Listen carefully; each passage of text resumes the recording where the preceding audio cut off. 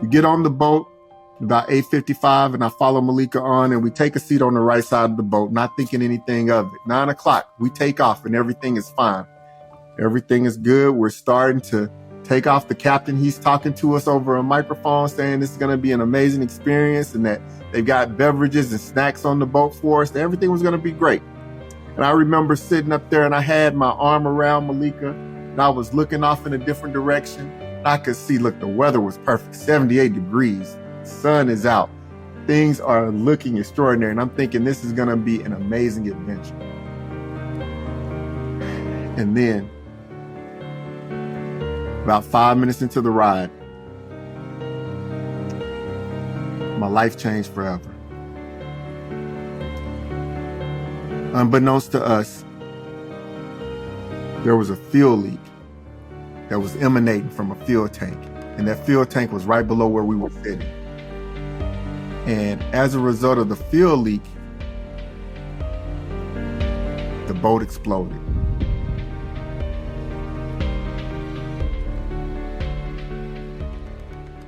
Marcus Aurelius said, "What we do in life echoes through eternity." What is your life echoing through eternity?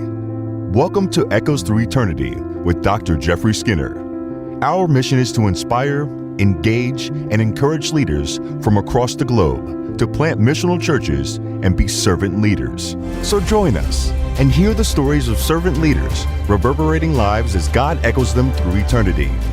Brought to you by Missional Church Planting and Leadership Development and Dynamic Church Planting International.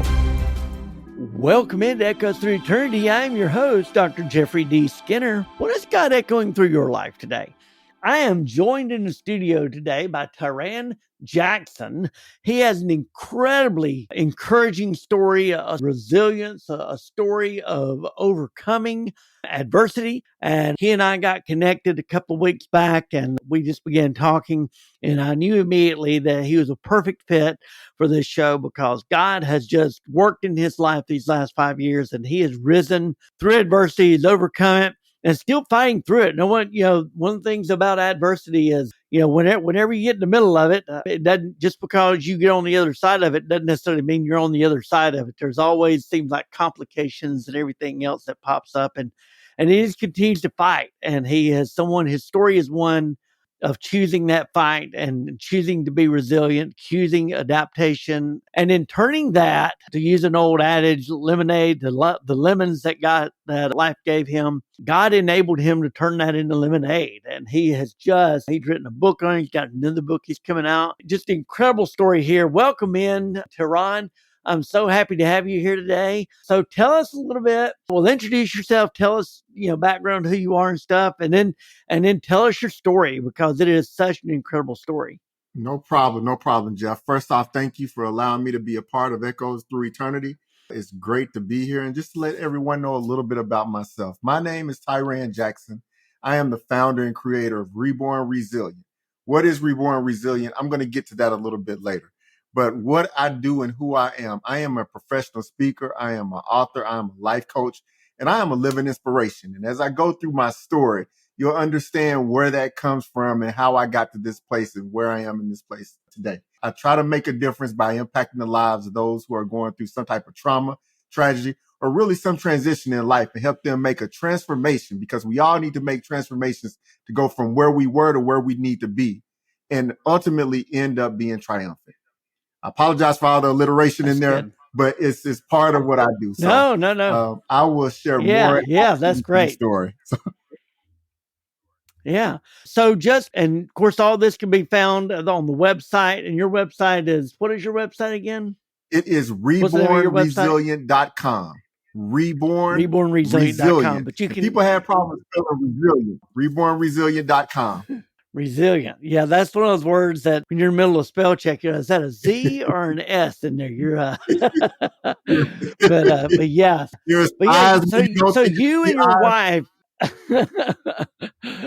So you and your wife, you were on just a vacation you had taken, right? And on an island, and went out for an excursion. Tell us about that. So let me give you guys some background as to just my story. 5 years ago, 2018, my wife and I, we were approaching our 15th wedding anniversary. And, it's great to be able to get to that milestone where you're approaching, such a great time. We have been through our ups and downs. We have been through our challenges. We have been through, we've done life together. We got married at a relatively young age when we were 24 years old, had our son Cameron when 2 years into our marriage. And we had been living life, doing different things. She was a director of human resources with a large Fortune 500 company. And she had actually, as we were planning this trip, her manager, who was the director, he had left maybe 2 months prior. So she was in this interim role of filling it in, hoping that she would get the job. Right before we were going on vacation, she got the notification that they were going to actually promote her to the full-time director after we got back from vacation. So as if we needed something else to celebrate, we had that to look forward to once we got back from vacation. For me, I had went to school to be an engineer, and I worked as an engineer for some major companies, for Rolls-Royce, for General Electric, for a few other places, because that was my natural gift.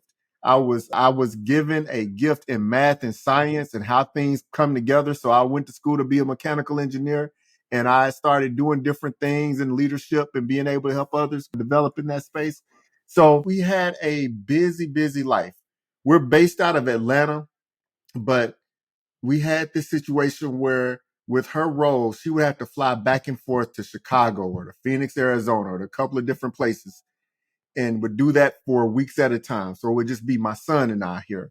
And then when she would get back, I'd have to schedule my trips for the job that I had. I was going all over the country. So leading up to our anniversary, we were both constantly on the go. And we were really looking forward to this time on vacation to be able to take a pause, to reconnect, enjoy each other, and really get perspective on what our life is going to look like moving forward.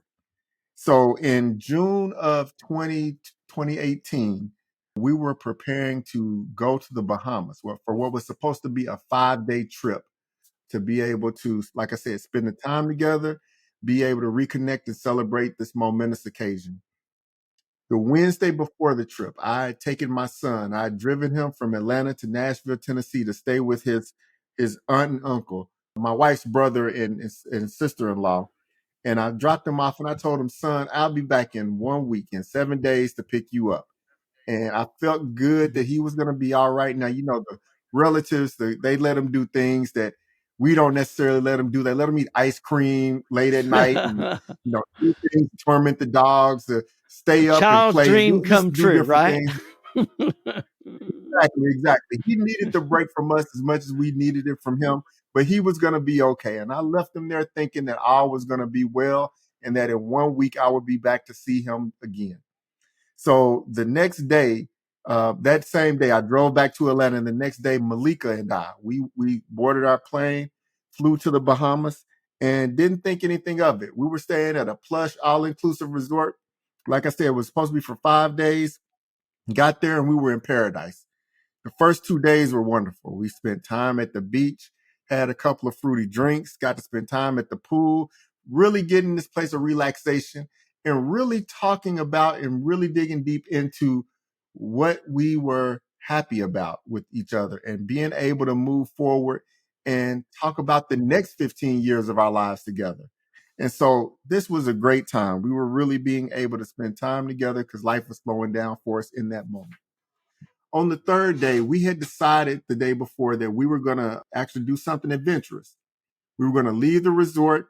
We were going to go on a boating excursion and tour the island. And just to give a little bit of context to this, one of the big attractions to where we were was that this was a small island in the Bahamas. It was called Exuma. And their big attraction was that you could come and swim with wild pigs. They had feral pigs that would go and swim in the ocean, and people would actually do that. And people were drawn to that. And Malika was excited about this because just a year Just earlier, say it. she had Not went on a swim. girl trip. Just say it. Not swim with sharks. Not swim with dolphins. Swim with pigs. Swim with. Is that what you said? Swim with pigs. That is exactly what I said. Yeah. And never in my life have I ever heard of swimming with pigs. pigs. Okay, all right, go ahead, brother. I'm sorry. I'm gonna have to try that. No See if worries. I can talk my wife into that. Let's go swim with some pigs. Look, it's a unique I thing. take Now, it Jeff, you don't but have that's any Jewish ancestry, right? No Jewish look. ancestry, You don't have right? to be a grandmother to swim with kids. Exactly. Okay. But Okay. All right, go ahead. but I'm the sorry. That interesting was new thing was, information. I just had to stop you. oh, no, it's all good. It's all good, Jeff. So it's funny because a year before, she had went on a trip with some of her best friends, a girls' trip, and they went to Mexico and they swam with dolphins. Now, people swim with dolphins. I get that. But to go with the okay, I'm like, okay, we're gonna get the whole zoo once it's all said and done. I was already thinking about the rest of the vacations in our life. I don't know what else we be swimming with, but we be swimming with something like this out there. But anyway, so that morning on that third day, we were excited because we were supposed to be picked up by a bus at 8 o'clock in the morning and go to this marina. We get up at 6:30 in the morning, go to breakfast, have one of the best breakfasts you could imagine. I had a delicious omelet. She had some fruit, potatoes, everything. It was great. 7:30, we were the first couple that was sitting at the edge of the resort waiting to get picked up. And there were other couples that were coming up and they were, we were fraternizing with them, getting to know them, hearing about everybody's great experiences on this vacation trip. Before you knew it, there were like 20 couples there that were going on the same trip to the marina that we were going on. So we get on this bus and we make a couple of stops by a couple of different resorts and we finally get to the marina. At 8:45, we get all checked in and we start to, prepare for what we're about to do. And I had selfishly wanted to get back to the resort later that afternoon. We had two options. They had two boats, one for an 8-hour full day trip and one for the 4-hour half day trip. I wanted to do the half day trip because I wanted to get back and play golf at the resort later that afternoon. And Malika was fine with this. So we were still going to get to swim with the pigs, still going to be able to see more of the island. So it was still going to be a great thing. So we choose to do that trip. And many of the other people who were on our boat decided to do the full day trip. So most of our friends that we had met on the bus ride there, they weren't going to be on the boat with us, but we thought it was going to be fine because we were going to all be together at the first couple of stops. We get on the boat about 8:55 and I follow Malika on and we take a seat on the right side of the boat, not thinking anything of it. 9 o'clock, we take off and everything is fine. Everything is good. We're starting to take off. The captain, he's talking to us over a microphone saying this is going to be an amazing experience and that they've got beverages and snacks on the boat for us. That everything was going to be great. And I remember sitting up there and I had my arm around Malika and I was looking off in a different direction. And I could see, look, the weather was perfect, 78 degrees. The sun is out. Things are looking extraordinary. And I'm thinking this is going to be an amazing adventure. And then about 5 minutes into the ride, my life changed forever. Unbeknownst to us, there was a fuel leak that was emanating from a fuel tank. And that fuel tank was right below where we were sitting. And as a result of the fuel leak, the boat exploded. Yeah, you heard me right. The boat exploded. So I found myself waking up after being knocked unconscious, face down on the surface of a burning boat. Now, the only reason why I wake up is because my right leg was literally on fire. Yikes. As I'm trying to process what's going on, because I'm in a true state of shock, laying on my stomach, I glance at what was left of my left leg, and I see my ankle bone out. I see my left foot just dangling. I see blood all over the place. As I raise my head up, I see the second boat that took off around the same time as we did. And I hear the passengers on there yelling to me, "Get off the boat, get off the boat, get off the boat." And I'm thinking to myself, okay, well, I do need to get off the boat. So I try to push myself up, but I crumble. And I try to push myself up again, and I crumble again. Now, I didn't know it at the time, but my left collarbone was broken in 4 places. And so the only thing that I can do, and keep in mind, my right thigh is literally burning, is I take the fingertips of my right hand and put them in the ridges on the deck of the boat, and just to try to drag myself away from the flames, away from the fire. And I drag myself about 3 or 4 feet until I pass out again.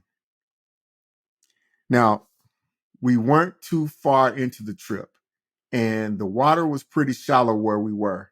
And the other boat wasn't that far away. So passengers from that second boat, they actually risked their lives, and they were able to make their way over in the shallow water over to me. I was probably about 3 feet away from the edge of the boat, and they were able to pull me off of that boat and pull me to safety.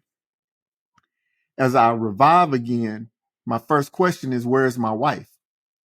Well, she was thrown in a different direction. She was thrown into the ocean, and she had been picked up by a third boat that just happened to be around in the area and carried to shore in a different place. And so the boat that I was on, now they carried me to a different location, but they told me that she was going to be okay.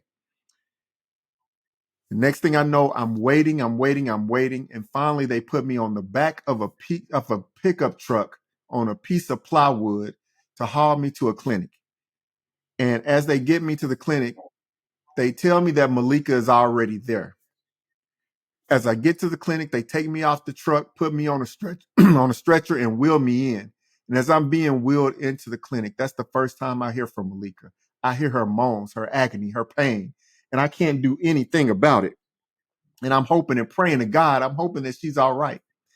And they wheel me into a bay and they put me into a bed. Now, this was on a Saturday. There's one doctor at this clinic. There were 3 of us who were horribly injured. There was one other young lady who was injured. She was in the bay next to me. And on the other side of her, that's where Malika was. And I was praying to God, and I was trying to be as calm and quiet and as still as possible so I could hear how she was holding up and how she was doing. As I said earlier, I could hear her pain. I could hear her suffering. And I just wanted to pray to God that she was all right.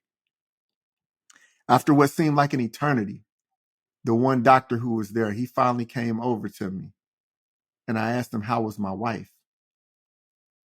And the doctor, he told me that I was messed up pretty bad, that they were trying to tape my foot back to my leg and keep the blood from the excessive blood loss from occurring. And he told me that they couldn't treat me there and that they were going to send me and this one other young lady to the good hospital where they could actually treat me. And so I asked him, well, what about my wife? He said that Malika would be coming later. So at that point in time, even though I couldn't talk to her and I could barely hear her, I felt a little relieved, because if they're not sending her to the hospital right now, that must mean that she's better off than I am, this other young lady. Right. And that if she's going to come where I am later, sure, I get the opportunity to see her again. So the next thing I know, I'm getting put back on a stretcher, wheeled out, put on an ambulance, put on an air ambulance, getting flown to Nassau where the good hospital is, going to ER. And then as I get there, I'm asking them, what about my wife? Is she on her way here yet? They do their scan. They check me out and say, you got to go into emergency surgery because of your left foot. And the next thing I know, I'm being put to sleep going into surgery. And I'm thinking to myself, I hope Malika is okay. So I wake up a couple hours later in ICU. And the first thing that crosses my mind is, oh, it's been about 5 hours, 6 hours since everything happened. Malika should be here by now. So finally, 2 doctors come into the room. And the first thing I ask them is, where's my wife? Where's Malika? Well, the 2 doctors, they look at each other in a state of confusion. And they look at each other and they walk back out of the room. And I'm thinking to myself, I'm asking the most obvious question you could ask at this point in time. So after a couple of minutes, the 2 doctors come back in and they tell me, Mr. Jackson, we hate to inform you, but your wife didn't make it. Now I'm an eternal optimist, and I'm thinking that she didn't make it. She didn't make it. That means something must have happened with the airplane because she was supposed to be here. Maybe they had to refuel or something that happened. But she's on her way here. But they said no. She died at the clinic. They didn't want to tell you before you were having to come here and go into surgery. So I found myself having to deal with heartbreak on what was supposed to be one of the most amazing and astonishing adventures that we were supposed to have together. Now has become a source of heartbreak and a tragic, traumatic situation. I cried myself to sleep that night. The next morning, I wake up and I knew I had to do something that was going to be equally as painful. I had to call our son, our 12-year-old Cameron, and tell him over the phone, son, I know mom and dad were going on vacation, but mom's not coming back home. To hear him on the other end of that line, his yells, his screams, he was hurt and I couldn't do anything about it. He asked me if I was going to be okay, and I told him, yes, I was, even though I didn't know it at the time. But I told him I would be back and I would be all right. But then later that same afternoon, as I'm laying in the hospital, I'm starting to feel worse and worse. I'm looking at the EKG monitor that's over my head, and I see all of my vital signs go from green to yellow to red.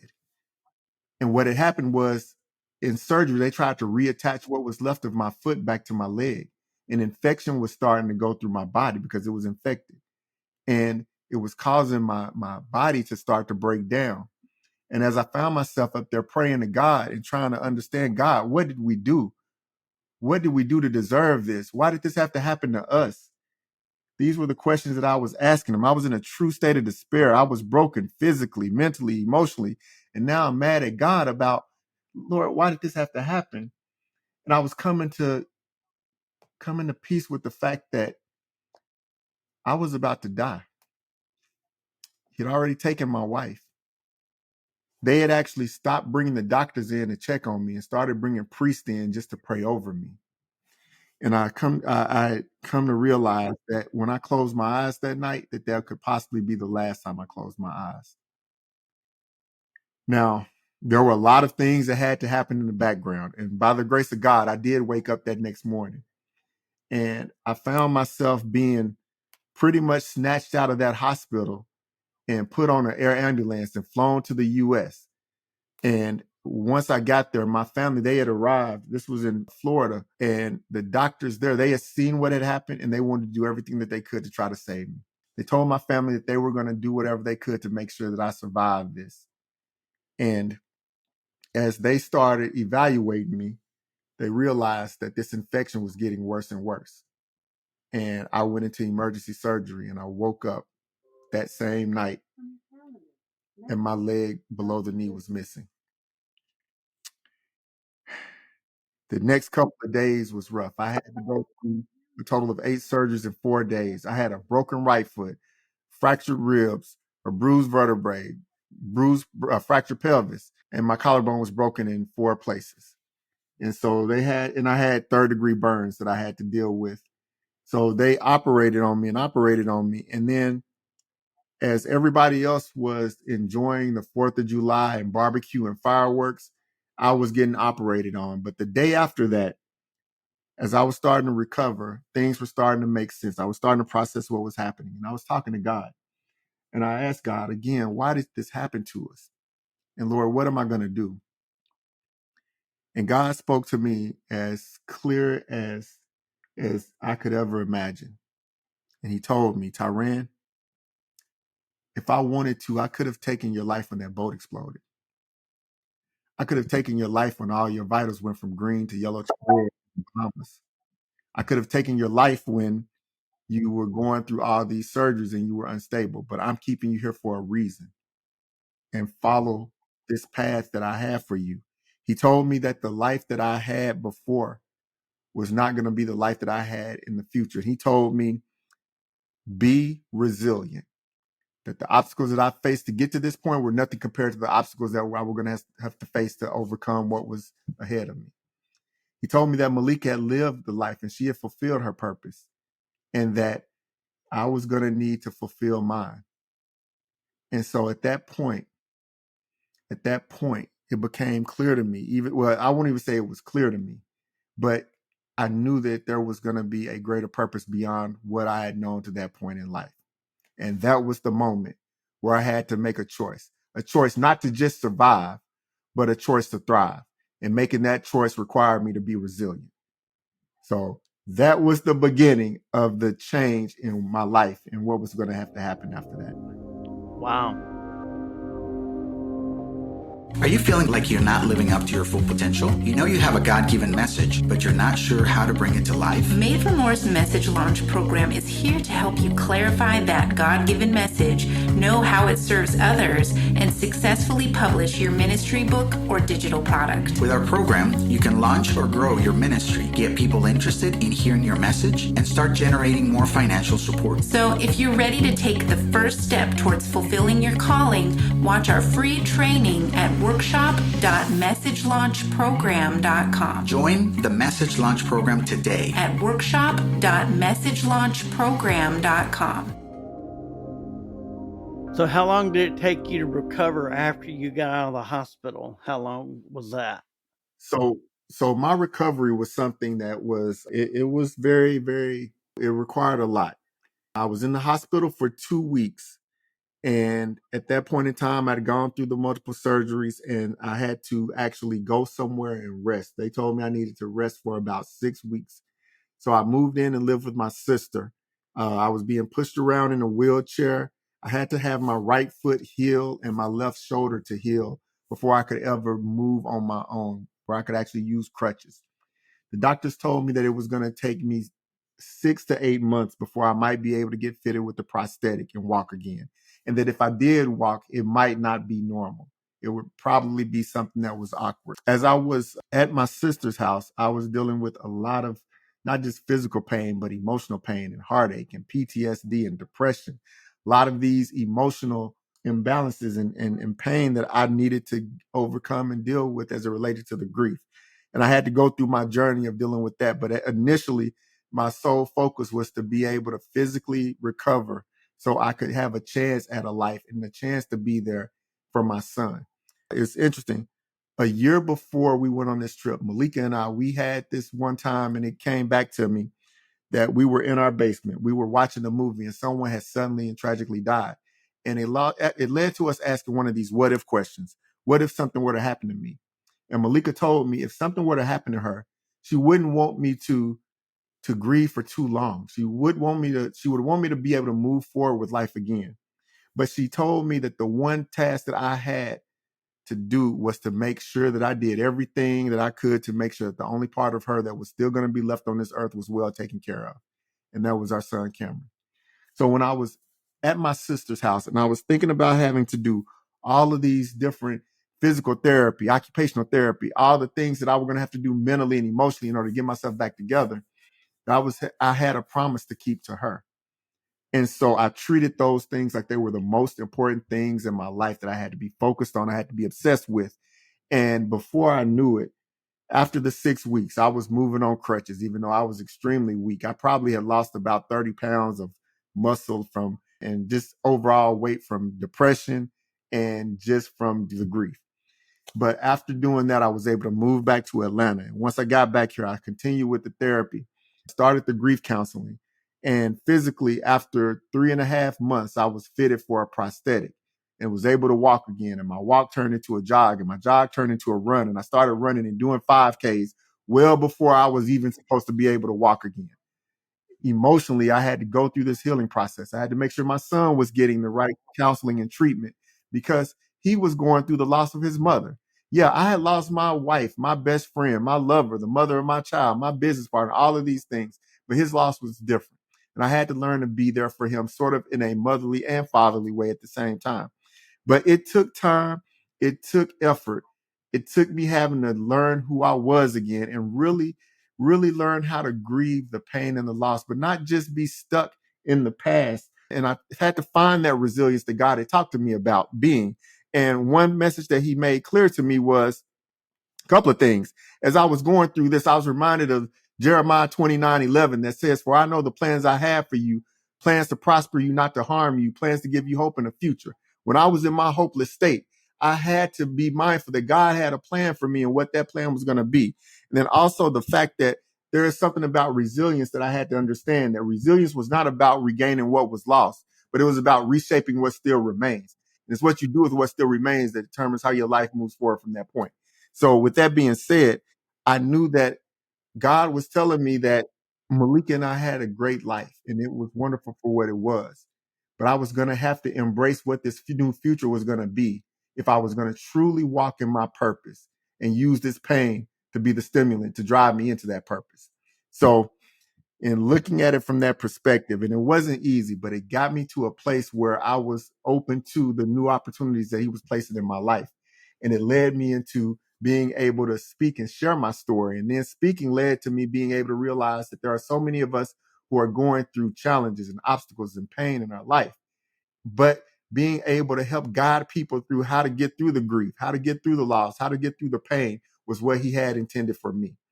And so in doing so, that led to me becoming a speaker on how to be resilient in times where adversity can get the best of us, and being able to process that grief and move past it and use that grief to to be the power that drives you towards your purpose. That's good. That's it's an amazing story, I and can keep going, Jeff. just your reliance upon God. Yeah, that's good. I mean, it's great stuff. I, certainly want you to keep going. I want you to save a little bit so they'll buy your book and they can read about it in the book. And I want them Oh to yeah. invite you into their churches, into their businesses, because, resilience is something that, I mean, we've been through, you went through a lot, but the world has been through a lot in the last few years with the COVID and everything else. It's just been, and then people just go through tragedy all the time. And I think your story reminds us that when we remain close to God, that he will pull us through it. And that's not to say that God intended this stuff to happen. It's not to say God caused this to happen.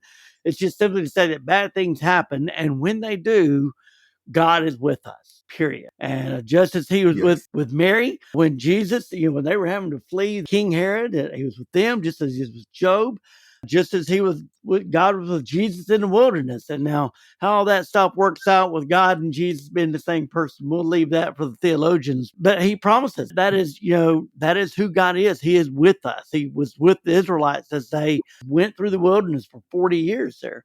And so I think everybody needs to hear this story here. And so how can they reach out to you? How can they contact you if they want you to speak in their churches, if they want to bring you into their businesses to talk about resilience? How do they do that? So my platform is called Reborn Resilient. And it's Reborn Resilient because, as I stated, there were so many obstacles I had to go through. And resiliency is a trait that I embody, but we all have resiliency within us. Sometimes we just have to be tested in order to find that resilience to overcome the obstacles. And I was reborn on the day that boat exploded. I'm a different version of Tiran Jackson than I was before then. And so, as I stated, my platform is called Reborn Resilient. If you visit rebornresilient.com, you can find out more about me. You can book me to be a part of your ministry in order to share not just this story, but we can also do more. And you can find my book. Yeah. My book is titled Choosing Resilience. All Things Work Together for Good. And so that's on my site as well, or you can visit choosingresilience.net and find it there as well. Good. Good. So how is your son doing? This was 5 years ago, right? And you said July 4th, so it's coming up on an anniversary, I guess, of this. It is. So, the so accident 5 years ago, actually is your happened in son June. Cameron doing okay today? He is doing well. He's doing well. He is one of the emotionally strongest and mature young men that I can say that I've had the experience to see firsthand. In going through what we've gone through, we've grown closer together. We've been able to talk and been able to learn each other emotionally and how to help pull each other through difficult situations and times. And so, yeah, he's doing well. He's getting ready to enter his senior year in high school.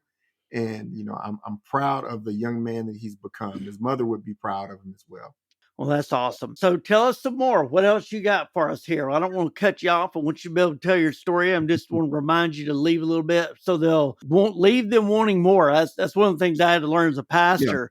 first time I got up to preach, I think it was 2 hours or something like that. And so, my mentor told me, he said, Jeff, leave them wanting more. They were tired of you by the time you sat down. So, So, no, as I said in the beginning, for those going through trauma, tragedy, or transition, you can reach out to me because I help people going through those things and being able to put your life together, not just after tragedy, but Yeah. if you're lost and you need help in being able to process it. I've come a long way from what I went through. So like I said, if you visit me at Reborn Resilient, or if you look me up on social media, Tiran Jackson Official, please connect with me and we can learn. We can see if there is a way that I can help serve you from that capacity. Also, I've got another book that has come out. One of the areas in which God has directed me in is to be able to help those of us who are widowers and being able to move forward in that journey. So I've got a book that's just been released. It's called Widowhood is for Women, Men Just Remarry. And it goes into some of the misconceptions of widowers that are going through that initial phase, that initial process of trying to accept the loss that they've endured and figure out how they're going to move forward in the world. So by all means, you can find that on my website, rebornresilient.com as well. Good. Fantastic. Tiran, great meeting you, brother. Fantastic inspirational story. Rebornresilient.com, as you said. We'll make sure we put all that information in the show notes as well, in the podcast notes. This will be available on YouTube. We've got the video, so you can watch it on YouTube. If you're listening to the podcast, you can just do a search for Echoes Through Eternity on YouTube. You can find it. And again, just appreciate you, Tiran. Wish all the best for you and Cameron. And I want to talk to my pastor about, we're down in Lilburn there, so we're not too far from you there in Woodstock. So talk to my pastor about having you come in and talk with us a little bit and share your story with the Mosaic Church of the Nazarenes. Anyway, great having you, brother, and you have a fantastic day. It's a pleasure. You too, Jeff. Take care. You can be a co-creator with God by helping to echo our guest voices. Share our episodes with friends and family and on your own social media accounts. Give us positive 5-star reviews. The more positive reviews we have, the more visibility we have, and the more voices that are echoed through eternity. We often invite guests who are serving faithfully year after year, often in anonymity in their respective roles in ministries. God sees them, and the reality is for a good kingdom leader, that's enough. We do not do what we do for the accolades of humanity. We do it because we're called by God. But I believe that God uses people like you and I to continue those reverberations and echo them throughout eternity. You can partner with God by liking, subscribing, writing a quick positive 5-star review, and again, sharing those voices with friends and family and on your own social media accounts. Those reviews will eventually lead to other guests who have larger platforms that have more listeners who will then in turn listen to the show. And again, it further echoes those voices, which is the whole vision of the Echoes Through Eternity podcast here, is to continue echoing those voices that God is echoing through eternity there.